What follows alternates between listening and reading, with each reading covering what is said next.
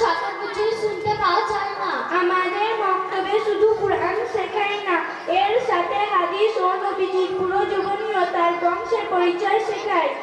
তাহলে আমি তোমাকে কিছু জিজ্ঞেস করি, তুমি কেমন বলতে পারো নাকি? ইসলামের মূল আকীদা সমূহ কি কি? তাওহীদ, রিসালাত ও আখিরাত। তাওহীদের মর্মার্থ কি? তাওহীদের মর্মার্থ হলো আল্লাহ তাআলাকে এক বলে স্বীকার করা।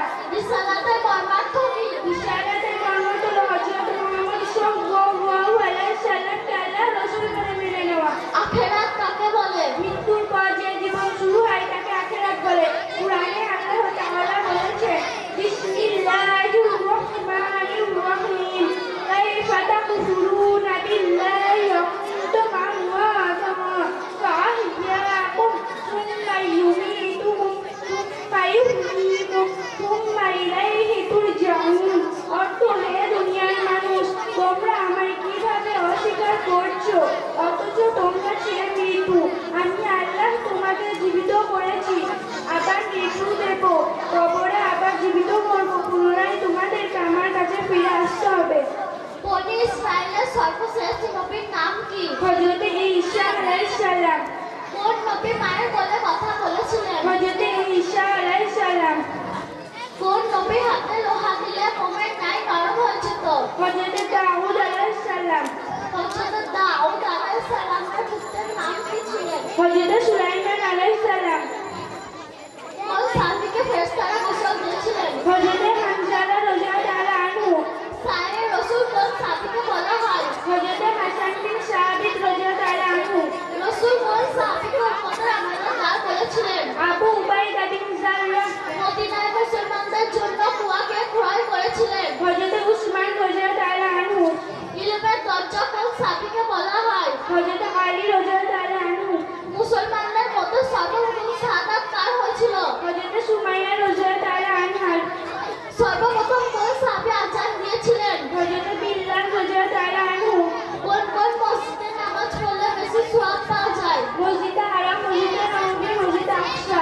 রুহুল আমিন কাকে বলা হয়? হযরত জিবরাইল আলাইহিস সালামকে। আমাদের প্রিয় নবী মুহাম্মদ সাল্লাল্লাহু আলাইহি সাল্লামের সম্পর্ক আমাদের কোন বংশের সাথে ছিল? আর ওখানে কুরাইশ বংশের সাথে সম্পর্ক ছিল। আমাদের প্রিয় নবী মুহাম্মদ সাল্লাল্লাহু আলাইহি সাল্লামের নানার জন্মের নাম কি? ওয়াহাব বিন আব্দ মানাফ। আমাদের প্রিয় নবী মুহাম্মদ সাল্লাল্লাহু আলাইহি সাল্লামের নানির জন্মের নাম কি? বাররাহ।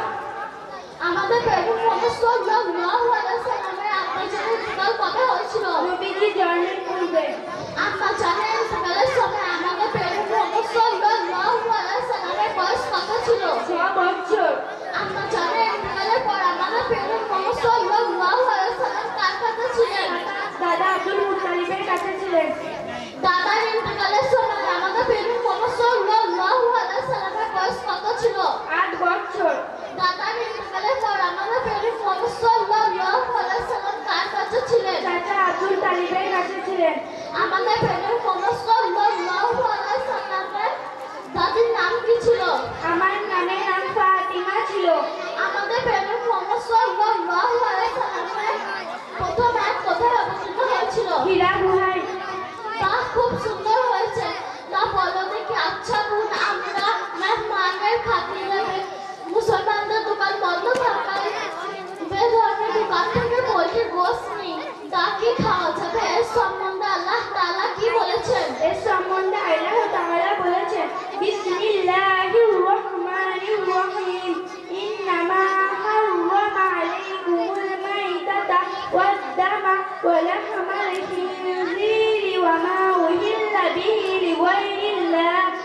অর্থ, নিশ্চয় আল্লাহ তোমার প্রতি হারাম করেছেন মৃত্যু, জীব, রক্ত এবং শুকরের মাংস এবং সেই জন্তু যার প্রতি আল্লাহ নাম ছাড়া অন্য নাম নেওয়া হয়েছে। বাহ, খুব সুন্দর বললে তো। তা তুমি একটু কোরআন পড়ো দেখি। আউযু বিল্লাহি মিনাশ শাইতানির রাজীম। বিসমিল্লাহির রহমানির রহিম। কুল হুয়াল্লাহু আহাদ, আল্লাহুস সামাদ, লাম ইয়ালিদ ওয়া লাম ইউলাদ ওয়া লাম ইয়াকুল লাহু কুফুওয়ান আহাদ।